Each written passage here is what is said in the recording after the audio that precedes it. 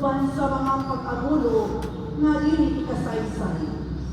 Ug ang Dios nga nasayod sa kasing-kasing sa tao.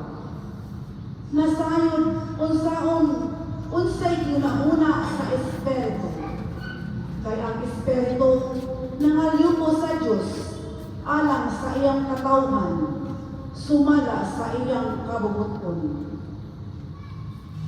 Ang pulong sa Ginoo. Salamat sa Diyos.